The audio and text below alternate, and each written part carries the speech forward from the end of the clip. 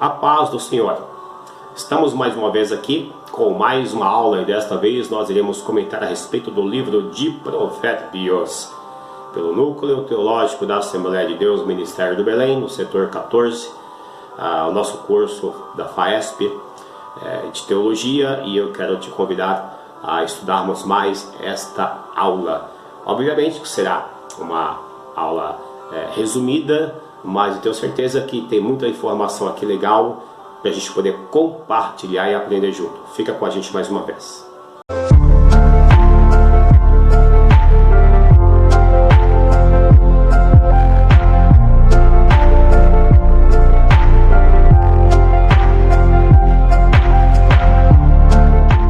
Provérbios, ele é um livro também que está incluído entre os livros poéticos da Bíblia, ao lado ali do livro de Salmos, Eclesiastes, Cantares de Salomão, e também o livro de Jó. Provérbios normalmente a gente associa a Salomão, não é? Mas hoje a gente vai ver também que Salomão ele não foi o único proverbista da Bíblia. É um livro clássico, tá? De sabedoria, que ensina através de contrastes, por exemplo, o bem e o mal, a injustiça, a impiedade, né? Justiça e impiedade, sabedoria, loucura. Contrastes são coisas contrárias, coisas antônimas, certo? Então a forma de Provérbios ensinar é fazendo esses contrastes, ok? Sobre o seu título de Provérbios, a palavra hebraica para provérbios é machal, que deriva de uma raiz que quer dizer semelhante ou representar. Também significa máxima ou um adágio, né, que é uma mensagem de teor moral, ou enigma, uma sentença concisa e direta, tá? Uma frase, uma sentença. Com relação à data em que foi escrito, né, em que foi composto o livro de Provérbios, né, os Provérbios, vai normalmente de 1000 a.C. a 700 a.C., certo? E com relação aos autores, Salomão é um deles, e a Bíblia ela registra lá em Provérbios capítulo 1 que Salomão ele compôs a maioria desses provérbios, que foram cerca de 3.000 provérbios, ok? Olha só, vamos ler aqui então. 1 Reis, capítulo 4, versículos 29 ao 34. Preste atenção, acompanhe aí. E deu Deus a Salomão sabedoria e muitíssimo entendimento, e largueza de coração, como a areia que está na praia do mar. E era a sabedoria de Salomão maior do que a sabedoria de todos os do Oriente e do que toda a sabedoria dos egípcios. E era ele ainda mais sábio do que todos os homens, e do que Etã, Ezraíta, e Remã, e Calcol, e Dardá, filhos de Maol. E correu o seu nome por todas as nações em redor. E disse 3.000 provérbios, e foram os seus cânticos 1.005. Também falou das árvores, desde o cedro que está no Líbano, até o isopo que nasce na parede. Também falou dos animais e das aves, e dos répteis e dos peixes. E vinham de todos os povos a ouvir a sabedoria de Salomão, e de todos os reis da terra que tinham ouvido da sua sabedoria. Que legal, né? E uma outra informação que a gente tem sobre Provérbios está relacionado com o rei Ezequias, que foi o rei de Judá. Ele, lá no capítulo 29 do livro de 2 Crônicas, está registrada uma grande reforma que o rei Ezequias ele realizou em Judá, e nessa reforma, né, uma das coisas que ele fez foi chamar ali, né, a sua equipe, que a Bíblia chama de os homens de Ezequias, lá em Provérbios 25 capítulo 1, que está escrito assim: também estes são provérbios de Salomão, os quais transcreveram os homens de Ezequias, rei de Judá. E isso aconteceu justamente quando você vê o contexto ali em 2 Crônicas capítulo 29, todo o capítulo 29, tá? Vai mostrar a reforma de Ezequias, e ali os seus homens organizaram os provérbios e colocaram em um só volume, tá? Então o texto de 2 Crônicas, capítulo 29, ele coaduna com Provérbios, capítulo 25, versículo 1, onde informa aí o que os homens de Ezequias, né, através de sua orientação, fizeram para organizar os volumes do livro de Provérbios. Provérbios não segue uma ordem exata, uma ordem cronológica, tá? Não tem uma ordem cronológica. Então a sugestão para a gente poder fazer o comentário desse livro é a seguinte, que a gente vai seguir aqui agora. Primeiro a gente vai falar das bênçãos de sabedoria, Provérbios de Salomão, já concomitantemente, a gente vai falar sobre os Provérbios de Salomão, e os Provérbios de Salomão em seguida, né, transcritos pelos homens de Ezequias. Depois as palavras de Agur, que é lá do capítulo 30, e por fim as palavras do rei Lemuel. Então vamos lá. Com relação aos objetivos expressos, a gente tem aí a preposição para, que ela já indica o objetivo, né? Olha que legal, presta bem atenção, ó. Para se conhecer a sabedoria e a instrução. Então por aqui os provérbios. Qual o objetivo de provérbios? Olha, para se conhecer a sabedoria e a instrução, para se entenderem as palavras de prudência. Um outro objetivo, para se receber a instrução do entendimento, a justiça, o juízo e a equidade. E mais um para dar aos simples prudência, aos moços conhecimento e bom siso. Siso é a mesma coisa do que juízo, tá? Provérbios 1, 2 ao 4. Bênçãos da sabedoria. Bênçãos da sabedoria, olha só, bênçãos da sabedoria. Isso quer dizer que a sabedoria, ela tem bênçãos, não é? Olha só. Então é o propósito do livro, dar conhecimento ao jovem. Ele começa falando ao jovem, né? E passa, obviamente, pelo homens e mulheres de todas as idades, mas lá no final a gente vai ver depois que termina falando às mulheres, tá? Então aqui o vocativo inclusive para este jovem aqui é o vocativo filho meu. Ele aparece cerca de 20 vezes demonstrando o afeto do Senhor para com este jovem, não é? Assim, o cuidado, a preocupação em fazer com que esse jovem venha trilhar o caminho correto, tomando cuidado, obviamente, com o seu coração, porque o coração ele pode trair, não é? Decisões são tomadas dentro do interior, no coração, né? Claro que o coração aí é posto como a sede dos sentimentos, que seria a alma, certo? Porque é o coração obviamente que ele não tem cérebro, ele não pensa. Então a alma na realidade, né? A nossa mente, então a sede dos sentimentos. Então acontece que esse vocativo filho meu, não te esqueças da minha lei, e o teu coração, né? E o teu coração guarde os meus mandamentos. Então aqui no capítulo 3 faz a menção de coração até o versículo 5, né? Do versículo 1 ao 5, 3 vezes. Então olha só, escrevas na tábua do teu coração, não te desamparem a benignidade e a fidelidade, atas no teu pescoço, escreve-as na tábua do teu coração, pela segunda vez.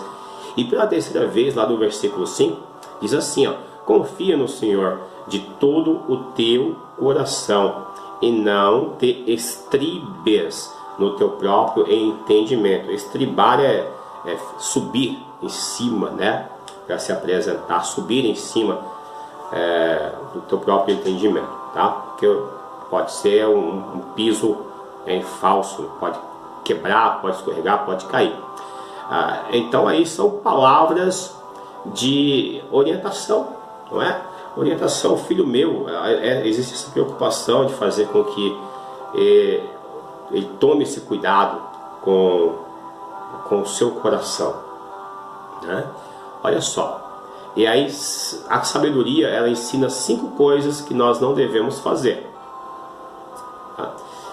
Primeira, não negar o bem a quem é de direito, não dizer ao próximo vai e volta, tá? Que seria o mesmo que você trapacear, ficar enganando, ficar fazendo o teu próximo de bobo, né? Não dizer ao próximo vai e volta, não negar o bem a quem é de direito, né? Isso fala de justiça, né? Quando se fala de direito, fala daquilo que é justo.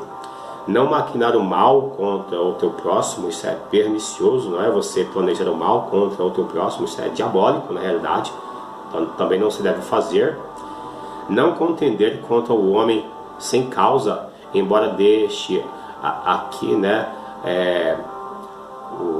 nós pensarmos que pode haver alguma causa para se contender contra alguém, mas aqui não é na contenda no sentido de exigir direitos, de você mostrar que você não é bobo, né? Tem muitas pessoas que às vezes pensam que porque nós somos evangélicos, somos crentes cristãos, nós somos bobos. Então aqui não está falando de você contender no sentido de você brigar, não é? Mas no sentido de você exigir os seus direitos, de mostrar que você também é passível de justiça. Uma das maiores tentações para o jovem é a sensualidade. Por isso o sábio rei salienta: guarda-te da mulher adúltera e alegra-te com a mulher da tua mocidade, no capítulo 5. Sobretudo, o que se deve guardar, guarda o teu coração. Sobretudo, né? O que se deve guardar, guarda o teu coração, porque dele procedem as fontes da vida. Olha só, procede as fontes da vida. Então o coração é algo especial que deve ser tratado, que deve ser preservado. Coração. Algumas advertências gerais ainda aqui, né? Contra o fiador. Então tem advertência contra o fiador, né? Para que você não seja fiador de ninguém. Fiador todo mundo sabe, né? Você acaba emprestando o seu nome para alguém e essa pessoa pode fazer mau uso dele, comprar e não pagar, e suja o teu nome. Isso desde da antiguidade já acontecia isso, né? E aí as pessoas acabam lesando você por conta da tua boa fé. Então é melhor não ser fiador de ninguém para depois não ter o teu nome aí sujo na praça, tá? Contra o preguiçoso, não é? Contra a maldade, contra a mulher adúltera. São conselhos, são advertências, né? No dia nem conselho, já está para o nível da advertência mesmo, certo? Sabedoria personificada é uma das partes mais interessantes que eu acho quando estudo provérbios, é quando se fala da sabedoria. Aqui a sabedoria personificada é aquela sabedoria que ela fala como se fosse realmente uma pessoa, né? Por isso que ela é personificada, né? Que é chamado também na retórica de prosopopeia, né? Prosopopeia ou personificação. Então aí a sabedoria ela é apresentada como se fosse uma pessoa, alguém que tem vida, que fala, que tem personalidade. Então olha só, não clama porventura a sabedoria, então a sabedoria é clamando, e o entendimento não faz soar a sua voz. Então olha só, o clamor da sabedoria, ela está clamando, não é? Sabedoria clamando. Então isso é a personificação. Então vamos ver, dentro dessa personificação da sabedoria, dentro dessa fala dela, já que ela está sendo personificada como uma pessoa, vamos entender então como pessoa o que é que ela fala, o que é que ela diz. Capítulo 8, versículo 6. A sabedoria: falarei coisas excelentes. Olha o que a sabedoria ela faz. Fala coisas excelentes. O que mais? O que mais? Minha boca proclamará a verdade. Então a boca, os lábios da sabedoria personificada, proclamará a verdade. Todas as palavras da minha boca são justas. Também palavras da sabedoria, palavras justas. Olha só, a boca da sabedoria, né? Personificada. Capítulo 8, versículo 10. Aceitai a minha instrução. Quer dizer que a sabedoria, ela tem a sua própria instrução. Sobre a eternidade da sabedoria. Sabedoria, a palavra sabedoria na língua hebraica é Hokmah. Hokmah, palavra sabedoria. Ela está também no hebraico no feminino, tá? No gênero feminino.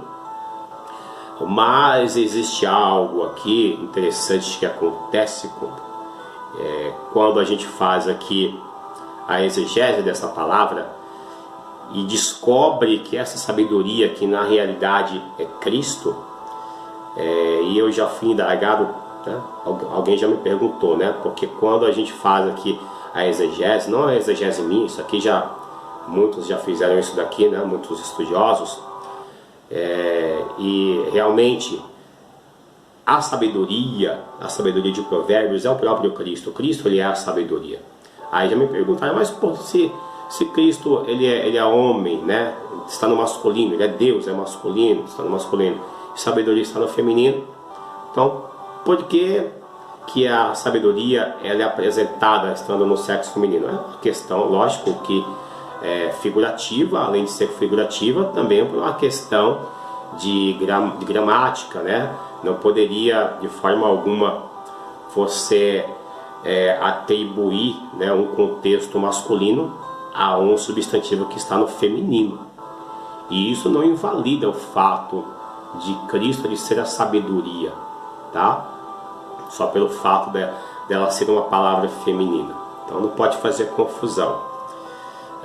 O Senhor me possuiu no princípio dos seus caminhos. Olha, essa passagem aqui, ela é tremenda. Presta atenção no que a gente vai aprender aqui agora. O Senhor me possuiu no princípio dos seus caminhos, desde então e antes das suas obras. Desde a eternidade fui ungida, desde o princípio, antes do começo da terra. Está falando de sabedoria, não poderia dizer que fui ungido só para a gente poder, né, satisfazer a vontade das pessoas quererem que fosse aqui no masculino só porque se trata de Cristo, né?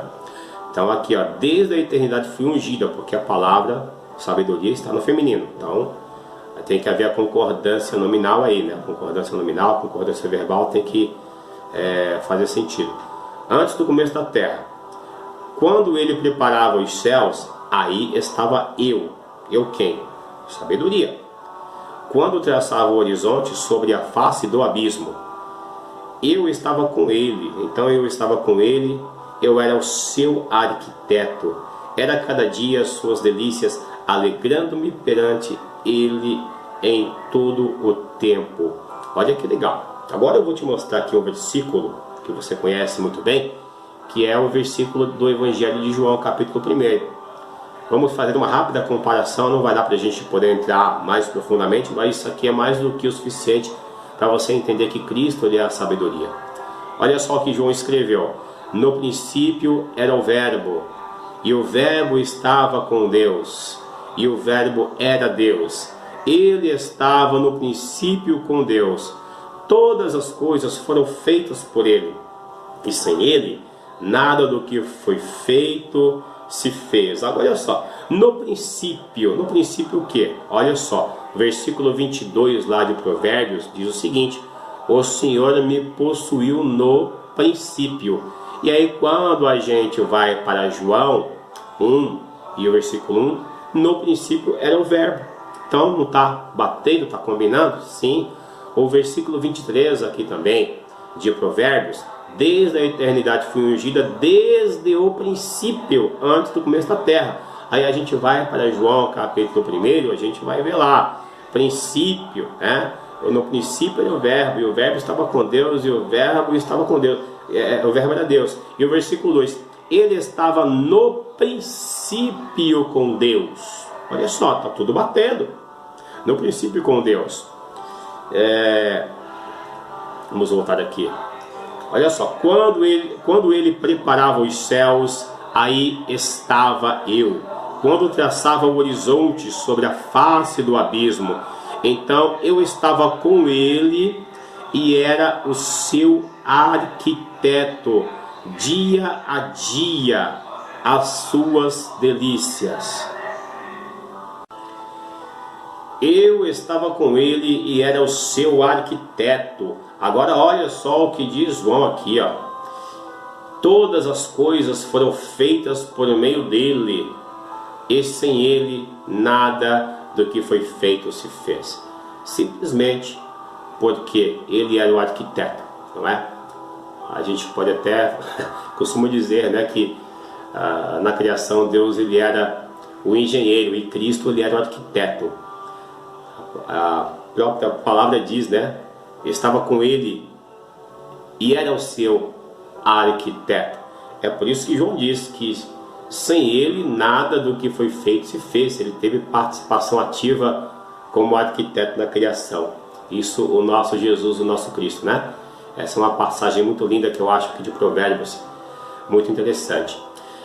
Convite à sabedoria, lá do capítulo 9, do 1 ao 12, existe um convite tão belo, tão interessante. Olha só: vinde, comei do meu pão e bebei do vinho que tenho misturado. É um banquete, né? Um banquete, e tem um convite a esse banquete. E a promessa para quem aceita esse convite é de participar. Convite à sabedoria, capítulo 9. Vinde, comer pão e bebei do vinho que tenho misturado. Olha, comer pão e beber vinho, banquete, não é? A promessa para quem aceita esse convite de participar do banquete da sabedoria é de ficar ainda mais sábio. Então, é um convite, né? Quando a gente vai ler o capítulo 9, a gente vê ali como que a sabedoria estivesse convidando a um grande banquete que ela vai dar, e o resultado desse convite, né, desse banquete, na verdade, o objetivo é dar instrução ao sábio. E lá no versículo 9, é um versículo bem conhecido, que diz bem assim, ó: dá instrução ao sábio, dá instrução ao sábio, e ele se fará mais sábio ainda. Ensina o justo, e ele aumentará o seu entendimento. Então quem? Aqueles que vão aceitar o convite do banquete da sabedoria. A sabedoria está chamando o tempo inteiro. A sabedoria não chamou lá no passado, ela continua chamando agora. Ela chama as pessoas à sabedoria, né? A banquetear-se, né? Com ela, a alimentar-se da sua mesa. E o resultado disso é que vai sair mais sábio ainda. Então a sabedoria quer tornar o sábio mais sábio ainda. Porque você não se torna sábio, é um segredo isso, você não se torna sábio quando você estuda, quando você faz um curso, quando você se forma, não. Você foi sábio porque você procurou esse curso, porque você procurou estudar. Quando você tomou a decisão de aprender alguma coisa, você já foi sábio ali. Sábio. Isso é atitude de sabedoria. A sabedoria não é, sabe, um depósito, um amontoado de conhecimento que uma pessoa ela adquire. Tem muitas pessoas que têm tanta sabedoria, tanto conhecimento na verdade, mas não tem sabedoria. Então a sabedoria não é o conhecimento. Muitas outras pessoas às vezes não têm nem formação universitária e são sábias, né? São pessoas que têm uma palavra muito boa, muito correta, muito inteligente. São pessoas em quem você pode confiar. Sabedoria do papai e da mamãe, que mesmo que não tenha tido o estudo que o filho tem, mas ele tem uma palavra de sabedoria, que certamente o filho, ouvindo seu pai, ouvindo a sua mãe, ele vai viver muito melhor, que aí está a sabedoria. Então, sabedoria e conhecimento são coisas diferentes, né? Conhecimento você pode comprar, sabedoria você pode até comprar, mas não com dinheiro simplesmente, né?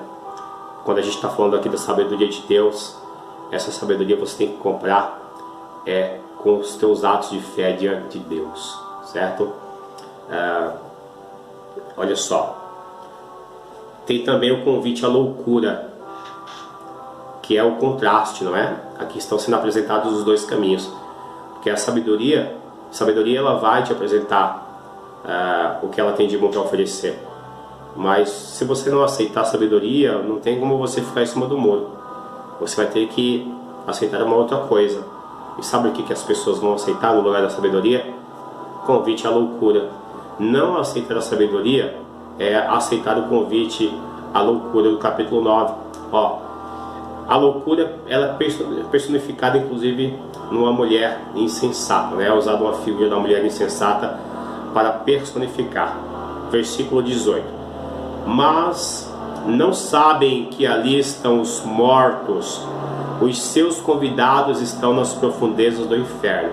Há pouco a gente tinha falado de um convite à sabedoria. Os convidados da sabedoria estão se tornando mais sábios, ao passo que os convidados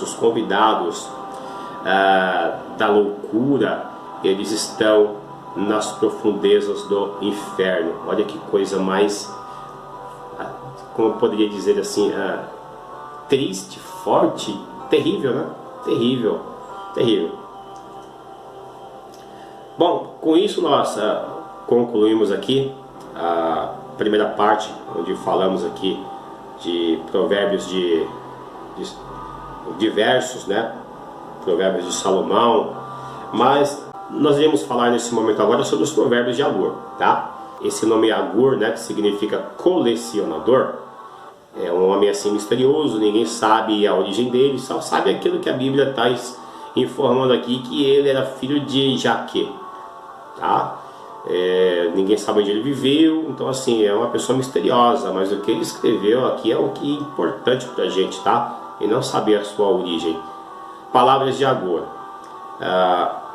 Olha só, ele se mostra em primeiro lugar frustrado, né, com a sua ignorância.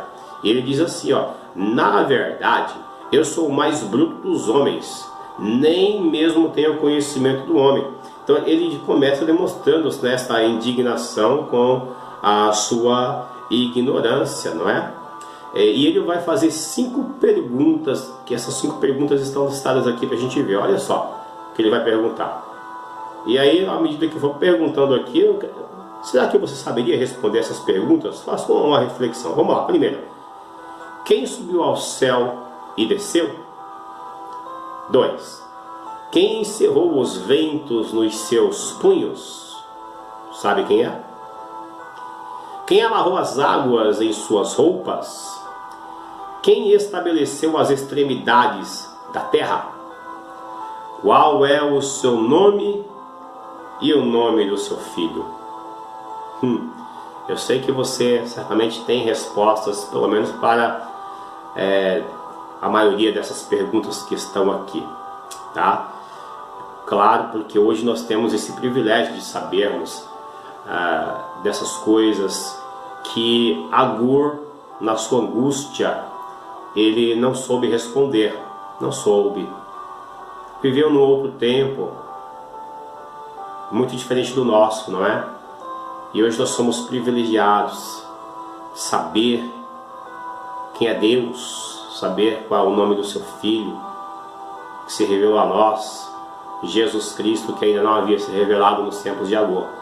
Então ele fez perguntas lá no passado, que hoje nós podemos responder com muita alegria, sem ter a mesma angústia que ele teve naquela época, né? De sentir-se ignorante e impotente por não saber responder algumas coisas. E nós somos privilegiados porque hoje nós temos respostas para muitas coisas, e essas respostas, elas nos preenchem. Quem subiu ao céu e desceu? Quem encerrou os ventos nos seus punhos?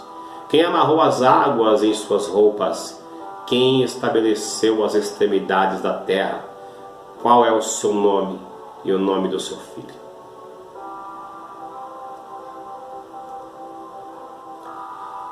Agur, ele faz alguns pedidos, 2 pedidos para ser mais exato. Primeiro ele diz: afasta de mim a vaidade e a palavra mentirosa. Olha só que sinceridade, né? Desejo de ser melhor. Não me des nem a pobreza, nem a riqueza. Mantém-me do pão da minha porção de costume, para que porventura, estando farto, não te negue e venha a dizer: quem é o Senhor? Ou que empobrecendo não venha a furtar e tome um nome de Deus em vão. Coisa linda, né? Se meditar e se alegrar ao ver as palavras que Agur escreveu. Que nós possamos tomarmos para nós essas palavras, né? Esses desejos que ele tinha de ser alguém melhor para Deus. 4 tipos de gerações ditas por Agur. A primeira, uma geração que amaldiçoa seu pai e que não bendiz a sua mãe. Uma geração que é pura aos seus próprios olhos, mas que nunca foi levada da sua imundícia, lavada, né, da sua imundícia. Uma geração cujos olhos são altivos e as suas pálpebras são sempre levantadas.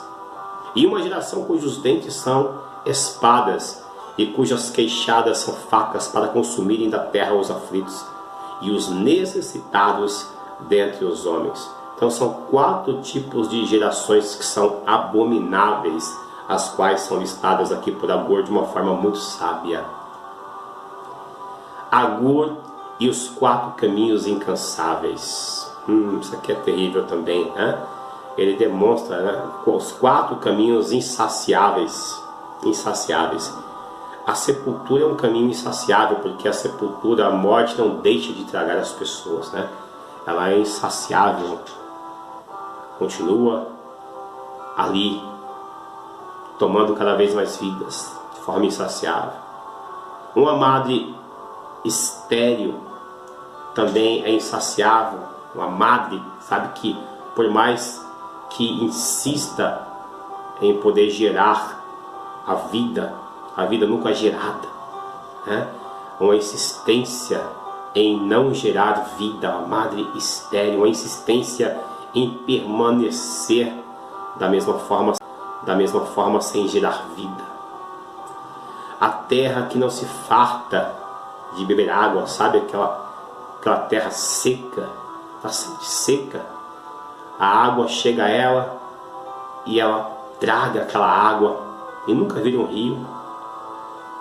E o fogo que não deixa de se consumir. Então essas 4 coisas, sepultura, uma madre estéril, uma terra que não se farta de tragar a água, e o fogo que não cessa de consumir, são coisas que nunca dizem basta.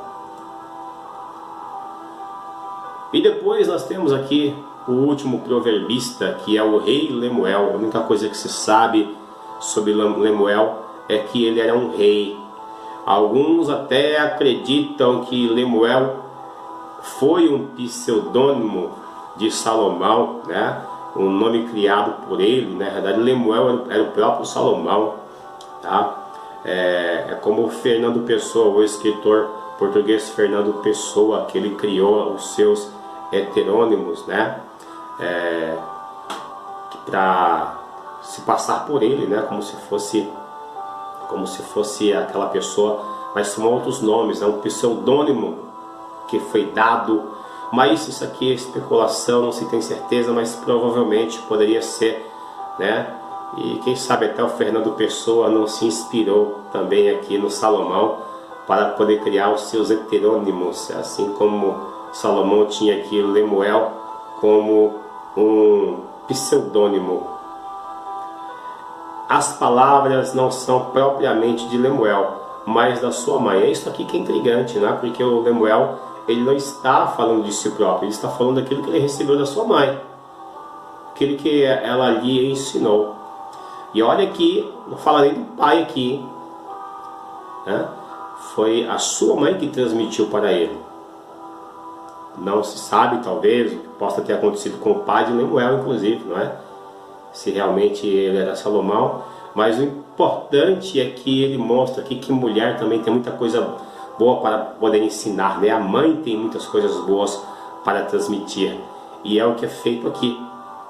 Ele transmite algo que foi passado para ele por sua mãe, uma mulher. Palavras do rei Lemuel, a profecia que lhe ensinou a sua mãe. E aqui ele vai prazerosamente, né, expor aquilo que aprendeu com a sua mamãe. A temática deste último capítulo de Provérbio é uma mulher virtuosa. Uma mulher virtuosa, que é uma temática, um ensino que veio justamente de quem? De uma mulher, a mãe de Lemuel.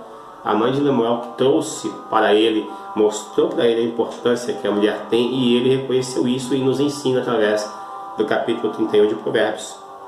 Olha só, e além disso é uma poesia, né? Na verdade é uma passagem de Provérbios que é escrito conforme alguns salmos, né? O Salmo 119, que a gente estudou em aulas passadas, feito em forma acróstica, com o alfabeto, né? O alfabeto hebraico ali fazendo a combinação dos versos, né?